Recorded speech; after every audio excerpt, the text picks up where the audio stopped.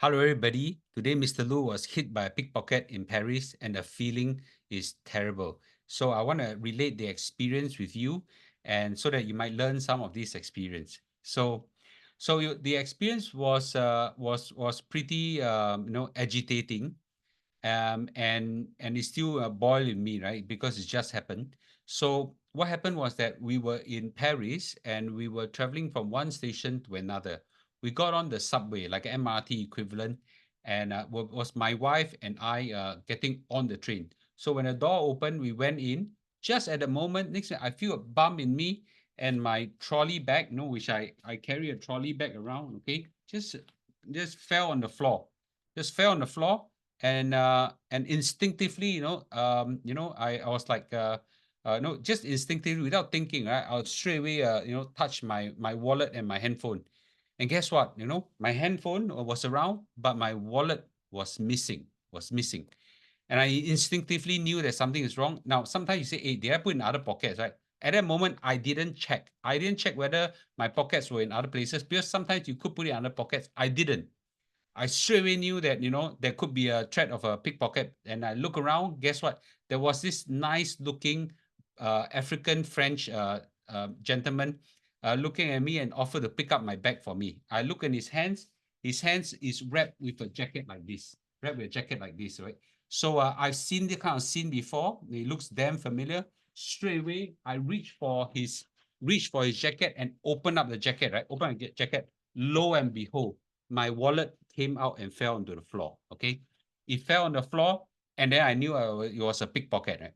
So at that point of time, I quickly, first thing I do is maybe is his wallet, and then we made a mistake, right? But my wallet is very unique. Okay, it's a wallet with ostrich, made from ostrich leather. So this kind of thing is very unique. So I knew it was my, right at that split second, right?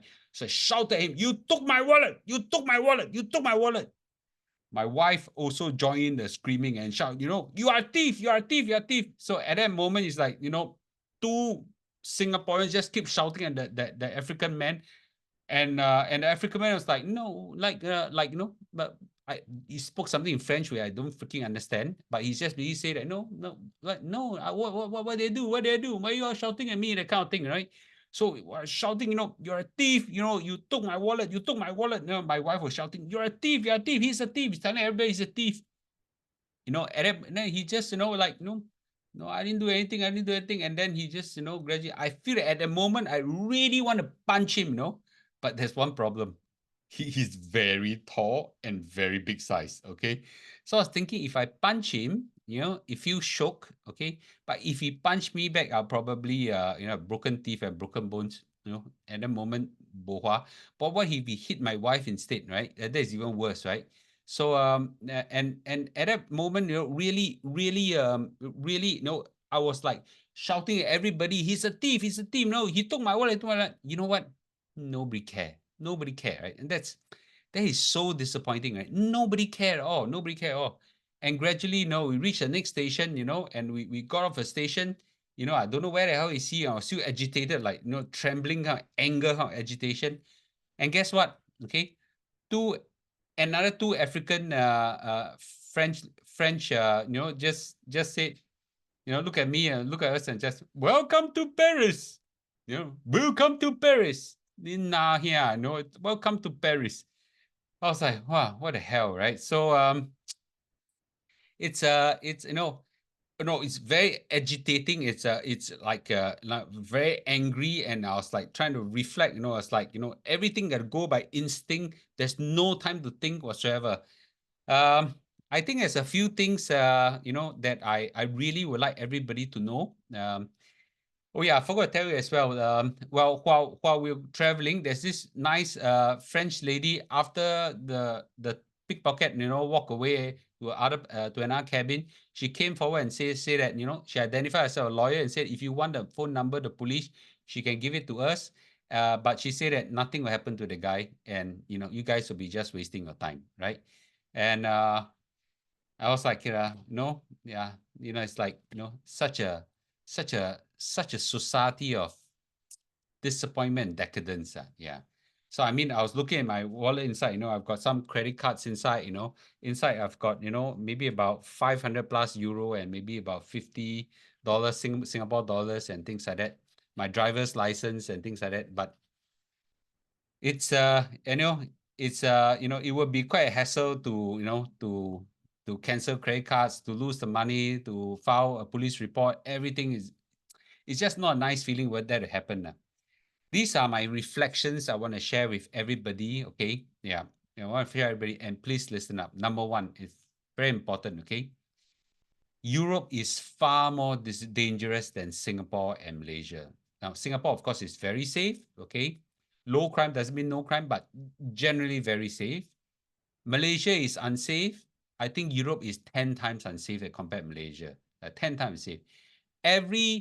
Every night in the streets when I walk, and you guys know I walk a lot to exercise, when I hear someone falling behind, I straight away will look back and see what is that, right? So, um, and it's very unsafe a place, right?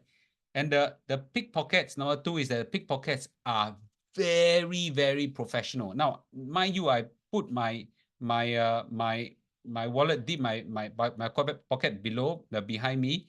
Yes, I should have put it behind me, but at that moment, just a moment of carelessness and things like that. But it was deep inside. It wasn't like a shallow, and still they could go in and take it out. I didn't feel a thing because there was an impact and a bump. I didn't feel a thing, right?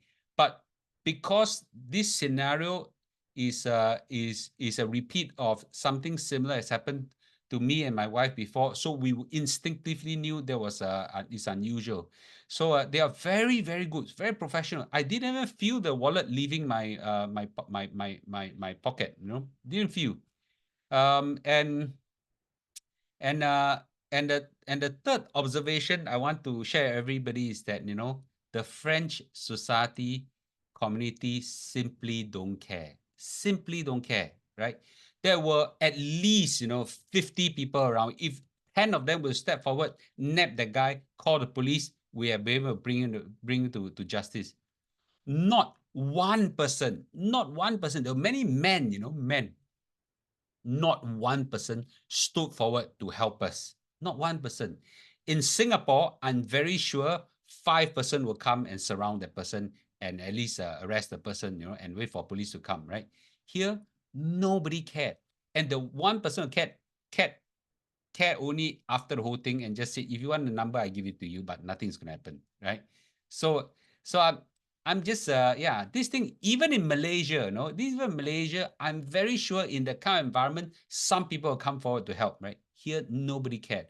With just 2 Singaporeans barking like 2 Chihuahuas,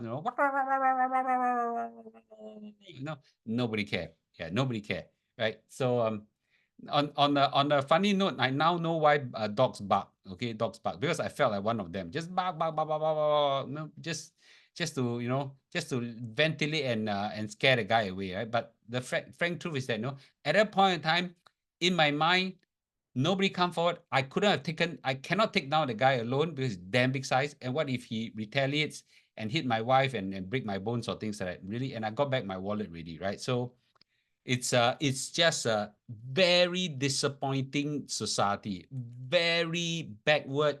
So much about the French being so liberal, the French so advanced, whatever. It's a sad society that doesn't care. It doesn't care, right? It doesn't care. There's nobody care about you, right?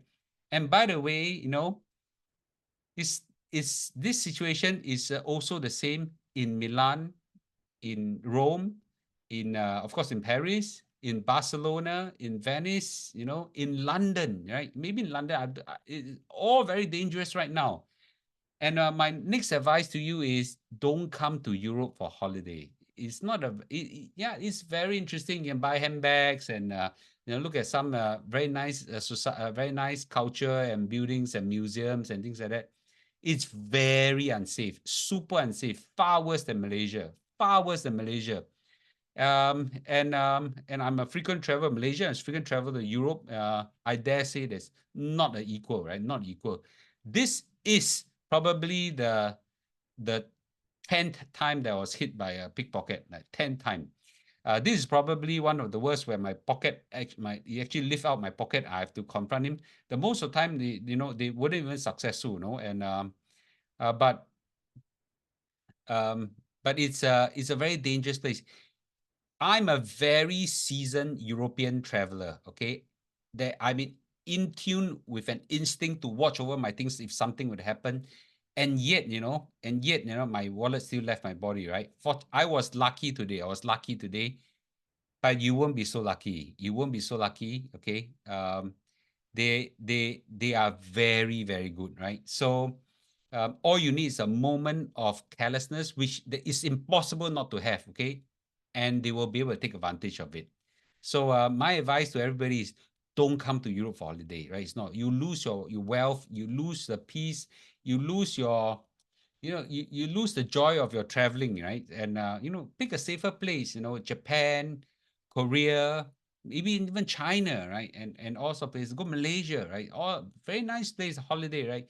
Come to Europe, nah, it's very dangerous, far more dangerous, right? So this is me sharing my experience. I was lucky today, thank God. I took some time to calm down. It took some time to calm down. And for those people who are thinking of coming to Europe for holiday, my advice to you is don't come, right? If you have to come here for business, if you come here for business, don't bring a passport out of your hotel, okay? And travel very lightly, and always be on guard, and try to avoid crowded places if you could, right? Yeah, and if you can't, be extra on guard. I was a bit taken for granted and careless today, I swore to myself I won't be again, right? But thank God, nothing was stolen. But I was just very agitated, just very agitated.